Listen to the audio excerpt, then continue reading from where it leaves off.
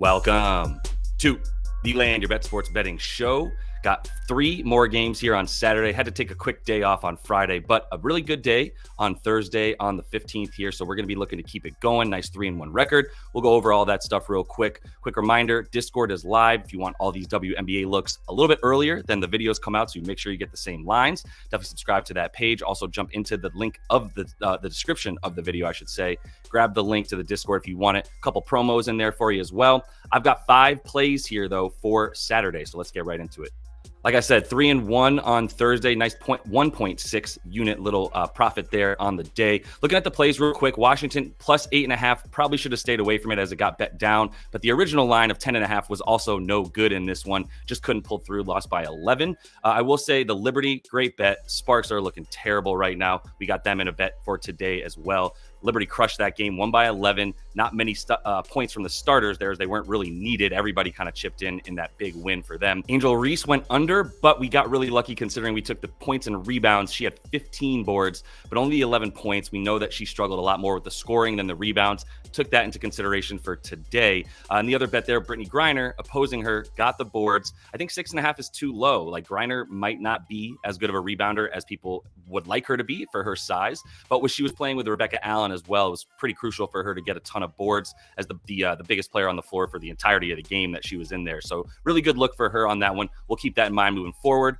The record, as you can see here, still really good, well above 500. Climbed over 10 units total on the season and keep getting better at those player props as we're up 2.84. Got a couple more player props today, 3 of them to be exactly. Let's jump into all my best bets for these 3 games. Minnesota now on the road against this Washington Mystics team that they just beat by 11 points. Another little back-to-backer here as they're now in Washington for this game. Last game was in Minnesota. The Lynx still fully healthy. They're going to have everybody out there. Washington also healthy, as we mentioned. The only player not going to be playing probably once again is Dede Richards, but Shakira Austin back out there. So is Brittany Sykes. So is Carly Samuelson. So we're feeling really good about the Mystics still. This spread has dropped from 8.5 to 6.5 now. So it does seem like people are betting on this Mystics squad after their most recent loss. They're going to have everybody back out there as well. Like I said, Shakira Austin especially is going to play here on Saturday. Minnesota visiting here. They did just cover at home to go up to 8-7 against the spread in their own building. On the road, even better, to be honest. 8-4. It's a big reason why I'm actually not touching the side in this one at 6.5 points. I actually still lean Minnesota. Feels a little bit trappy for me because I fell into thinking the Mystics would cover on the road last game. They did not. And the Lynx are even better at covering when they play on the road. For Washington, they've been really good against the spread as well. 8-4 at home, much better there, even though they've only won 3 of 12, rather, I should say, when they play in their own building. But 8-5-1 on the road. So they didn't cover this last game. Do think they're a little bit more likely to cover at home, but I think 6 to 7 points is a really fair spread in this game. Lynx still really good on defense, still really good at shooting the 3. They do have the top defensive rating and a 7th in offensive rating. So middle of the pack here, they've dropped down a ton on offense and have really relied on defense and slow play. As you can see, that 11th ranked pace, second slowest in the league. Not a good rebounding team either. I'm looking to attack that here today in this game with some player props. So keep that in mind. A really good team in the league, not a good rebounding team, and a good shooting team. But as I mentioned, that offensive rating has sort of dropped correlated to their shooting as their effective field goal percentage has dropped from about tops in the league to middle of the pack now. For the Mystics, they're going to be looking to get better in most categories as they're now healthy. Really still expecting this team to make a pretty good run to get into the playoffs here as we go down the stretch now that they are healthy. But they're going to have to up that offensive rating. And to be honest, that defensive rating too, especially out on the perimeter. They've been really good limiting stuff down low. Basically the best paint defense in the league, even without Shakira Austin in there, who's only going to make them better. But it's that shooting and the ability to get easy buckets, free throws, fast break points, things of that nature that has really been a big struggle for the Mystics so far. As far as how the Lynx score, we know they're going to rely on that defense to turn it into offense. Points off of turnovers, tops in the league. That's also why they get out into transition. Despite not playing at a fast pace, this team will get fast break points, especially off of turnovers from the other squad and the steals that they're able to get with really good pressure around the perimeter. As far as the 3-point attempts, that's going to be where they make their bed here and try to lie in it, because that paint offense is terrible for them, as we can see. Fewest points in the paint in the league, and they are taking the 5th most 3-point attempts, but the 2nd most makes. So they are the best 3-point shooting team from a percentage standpoint, something they're going to have to continue to rely on because they don't get a ton of possessions. So they have to be very efficient with their 3-point attempts. As for the Mystics, they do not take care of the ball on offense, which is why on defense, they allow so many points off of turnovers. That's going to probably be the thing that does them in once again against this Minnesota team who had a ton of points off of turnovers and steals in transition after in this last game that they just played a couple days ago. As far as limiting fast break points, not as good at it, in part because they're always behind the 8 ball when they give up those turnovers and have to scurry back on defense. But they do limit, as I said, points in the paint. Number one defense doing that, just not going to be as helpful against this Minnesota team that doesn't take very many shots from the paint. They're going to look to keep shooting those threes. Where Washington is a bottom 4th terms of defense and defending the 3-point line, bottom 4 there, giving up the 9th most attempts. It's the 4th most attempts and the 4th most makes as well, as they're 9th in the league in both those categories. The Mystics do rely on defense in terms of getting points off turnovers, 4th most there, but you can see they don't get easy buckets, the 2nd fewest points in the paint. Well, both of these teams really bad at scoring in the paint, as you can see, and then it's both relying on 3-pointers. So 4th most attempts, 3rd most makes here for this Washington squad, and when they're not efficient from deep, they're not very good. It's just that simple. They don't get free throws. They don't get points in the paint. So that's kind of what I'm trying to show you here is they don't get easy buckets unless they get turnovers and they need to hit their threes. Minnesota, however, is very good in both those areas. They do limit opponents' points off of turnovers because they take care of the ball, so they're not really letting the other team get out into transition after getting any kind of steals. They do give up a few more points in the paint. That's where they're weaker. They're still middle of the pack in terms of their paint defense, but it's their 3-point defense and their ability to limit free throws that have really been their calling card. Best 3-point defense in the league, 2nd best at limiting free throws to the other team. So it's going to be tough, once again, for the Mystics to get easy buckets. If they're going to cover or win this game, they have to hit threes. I've got 2 player prop bets from this game, though, and they're both very correlated. We're starting with Shakira Austin. Love Shakira's game. Absolute beast down low. We're going to take her to get the points and rebounds here. This number should be at about 20, 19.5 to 20.5. On average, if she was playing most of this season. When we have seen her play, she's gone well over this number very consistently. We get it for minus 115 on Bet365. Can't find it in other places for a similar number as well, though, about minus 120 on most books. So really good bet here, regardless of which book you're playing. Over in 6 of the 7 that she's played, averaging 18.6, and that's in about 21 minutes per game. She should be closer to 28. Probably still going to be ramping up here. Probably still going to be looking at 23 to 25, which is what she played in the last game. But that's been plenty for her to get this number, as I mentioned, in 21 minutes, averaging the 18.6 that she would need to get in this one. Good matchup against the Lynx. We just saw her get a ton of rebounds and points in this last game going over. They are the 3rd worst rebounding team in the league, are Minnesota, as we mentioned earlier. And they are also weakest down low. Not super weak, but weaker than they are at the perimeter there, where their defense is stifling. So we're going to take Shakira Austin to be able to do a little bit more than her teammates because she's playing down low. Correlated here is an under for her teammate, Myisha Hines-Allen, who doesn't have this prop up anywhere that most people are going to be able to get it in the States. There are some offshore books and books out in Europe that actually have this number already up for her. So 11.5 is a number that I would go under. Really liking the under on the rebounds, especially for her in this game. There's a direct correlation with her minutes and her output when Shakira Austin actually gets out there and is able to play this season, which has, as you know, been only 7 times, but under in the 6 of the 7 games that she's played with Shakira Austin for this number especially. She's averaging 9.4 points and rebounds in these situations with Austin in. That's good for about in 16 minutes per game. So everything dwindles, as you can tell, when we get some more Shakira Austin out there. When Shakira Austin has not been out there, everything jumps up by about 5 points and rebounds to 14.5. 20 minutes per game as well when Shakira Austin's not out there. So everything sort of dials it back for Myisha Hines-Allen. We're going to take her to go under in this game. Next game is the game of the night, for sure. Maybe game of the season so far. We'll see how this one goes between the Liberty and the Aces. So New York coming in, still really healthy. We still don't know about Lainey Hamilton. She's been fighting an injury for pretty much the entire season now and is likely to miss this one. She just missed the last one. I would lean towards doubtful for her, although these injury reports are still coming out. For the Aces, finally healthy. So that's why this team has been surging once they got Chelsea Gray back and have been fully healthy. Jackie Young also had a few injuries here and there throughout this year. They're good to go now, though. So that's why they've come back into looking like the defending champs, which they are. So for good reason, we'll see them with their full lineup today.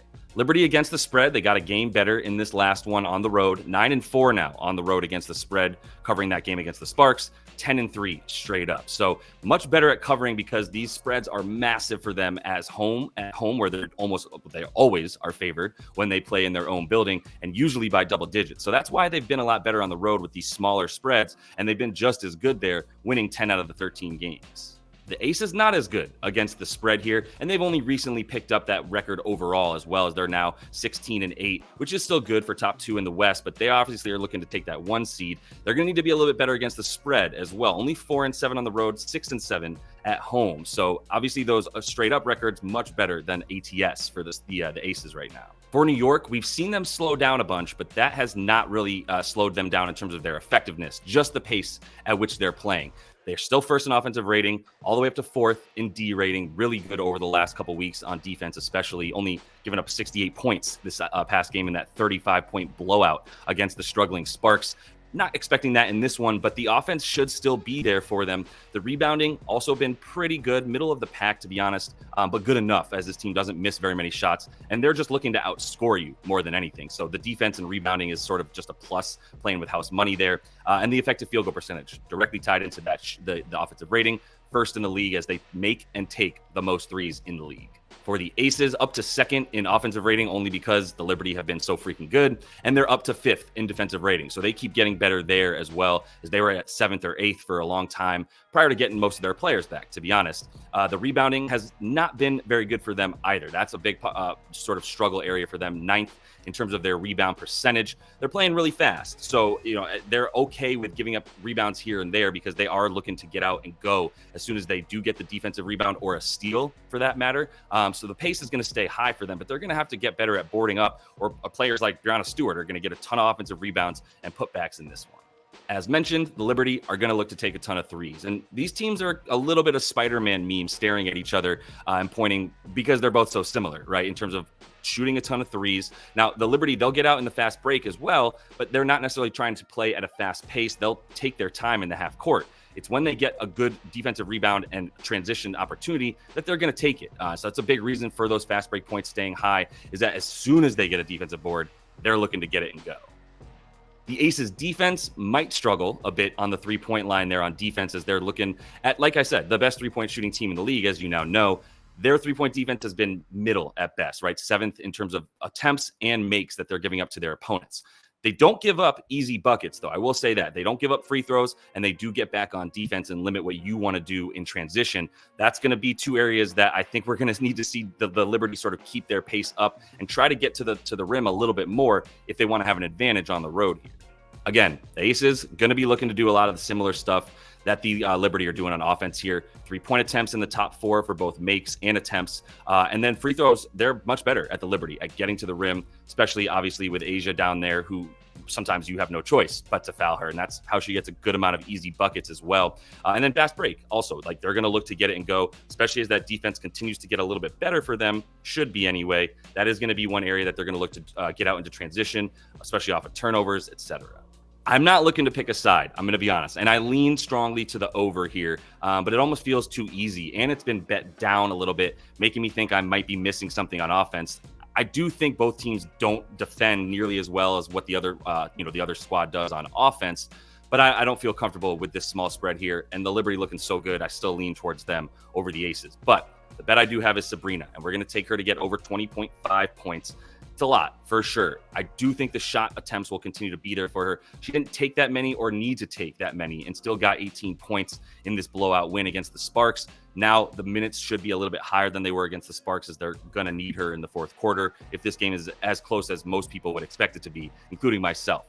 But the 20.5 points for her, she didn't do it last time they played, but man, in these last 20 games or so, she has just taken over and for my money has been the best point guard in the league for the last 20 games and has looked way better than some of the girls that got more time than her on the Olympics squad. So we're going to take her to come back with a vengeance. Like I was mentioning here, the Aces, they're not very good above the break. And that's going to be where Sabrina's taking most of her shots, is from those above the break threes. Bottom 3 defense for this Aces squad in terms of limiting what she wants to do. And that applies to the pick and roll ball handler as well, which is what Sabrina does as much, if not more, than any other player in the league. run that pick and roll as the ball handler and try to get buckets off of that. So I do think the points and the shot attempts and the minutes are all going to be there for Sabrina in this one. We're going to take her for a full unit to get 21 at least. Last game, Sparks are back at home, and they are taking on a really feisty Chicago team that couldn't cover, though, in their last game here against the Mercury. Kennedy Carter was out in that one. Still not sure if she's going to be playing in this game either. So that's something to keep an eye on here. She's super, super important to this squad. And if she was in, would feel a lot better about this. But Chicago still going to be the better team coming into this game. As for the Sparks, they continue to lose important players. We know Cameron Brink is out for the season. Lexi Brown continues to sit with an injury as well. Now we've got Ari McDonald and Stephanie Talbot who show up on this injury report. Just not the season right now for the Sparks, to be honest. They have not gotten the guard play, and now their starting point guard is also probably not going to play in this game. Looking at the Sky, not great against the spread here. 4-9 at home. They are on the road in this one, 6-6 covering the spread on the road there, so at 500. And in terms of straight up as well, 6-6 overall. The Sparks, not very good covering at home. We just saw them get blown out by 35 points. They're now 4-8-1 against the spread at home and only 4-9 straight up as well in their own building here. Not much of a home court advantage for them against the Chicago Sky in this one. Looking at the head-to-head stuff, the Sky, 9th in offensive rating, still kind of relying on that defense, 6th overall there. They're going to continue to struggle on offense now without Marina Mabry, as we know, as she got traded right before the break. And that's just going to continue to hurt their ability to make shots from deep. 2nd worst effective field goal percentage. Very good rebounding team because Angel Reese is the second coming of Charles Barkley, apparently, because she just gobbles up everything, regardless of who she's playing against. But that's really the best thing going for the Sky right now. Sparks, not much to brag about as well. 2nd worst offensive rating, 3rd worst defensive rating, 4th worst in terms of effective field goal percentage, not making much from deep, really relying on De'Erica Hamby to do pretty much everything. 8th in terms of rebound percentage. Thank you to De'Erica as well. And Azura Stevens being back will be helpful, but not too worried about them being able to out-rebound the Sky, and neither of these teams want to play at a very fast pace. On offense, the Sky are very good at what they do. They just only are able to really do these things, which is get those offensive boards and put them back for second chance points, mostly thanks to Angel Reese, if we're being honest. They do get out in fast break. They're 3rd most in terms of their fast break points and 1st in terms of points in the paint. Partly, though, because they're so bad from deep, right? Nothing that in terms of their sort of what they do well comes from around the perimeter. It's pretty much everything down low with the rooks, with Cardoso and Angel Reese, especially with Elizabeth Williams out for the season now. LA is better at defending down low than they are at defending out on the perimeter. I will say that. They give up fast break points. They give up points in the paint, though, and that's going to be a huge problem. While they are a little bit better at limiting offensive rebounds to their opponent, I mean, Angel Reese is probably a better rebounder than 99% of the players that they've played against so far, so not sure how successful they're going to be there. On offense, expect the Sparks to really just keep attacking down low. De'Erica Hamby is able to get to the free throw line, is a problem for a lot of defenders down low, so they do a little bit better at scoring down low than they do anywhere else. But you can see, even though they have the 5th best offensive rebound percentage, 9th in terms of second chance points, actually turning those second chances into points continues to be a problem for a team that just plain can't shoot. That said, Chicago not very good at limiting what the LA Sparks are going to want to do here. 3rd worst opponent free throw attempts. So they are giving up a ton of attempts at the free throw line to their opponents. They do give up offensive rebounds and second chance points, both bottom 5 in the league in both those categories. And as good as they are at scoring in the paint, not good at limiting you in the paint. 3rd most points in the paint that they're giving up on the season. All of that said, 14.5 points is still a lot for Angel Reese. As bad as this Sparks team is overall, they're a little bit better at limiting stuff down low. A lot better, I should say, than they are up top because they are so bad at defending the perimeter. But this is a really high number for a rook that has gone under in 17 of the 22 games that she's played this year.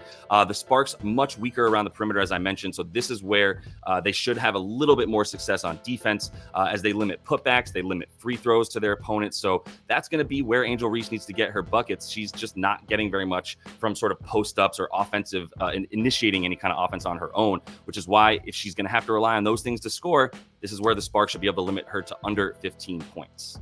Also going to go with the Sky -1.5. I just think they're way better than their record has been, and I know that the Sparks are as bad, if not worse, than theirs has been. So everything that the Sky want to do on offense, Sparks a little bit better at defending down low, like we said, still not going to be good enough to keep this thing or win at home against Chicago. And that is all the time that I have for you guys in this one. Quick reminder, got a couple links in the description of the video for some money off on props.cash as well as outlier.bet. So if you don't yet have these really helpful sports betting tools, highly recommend using the discounts that I'm offering here with the promo code and the link in the description of this video. Also got the link to the Discord as well. So make sure you jump in there. If you want some really good looks at WNBA stuff especially, this is the place to do it. And until I see y'all next, happy betting.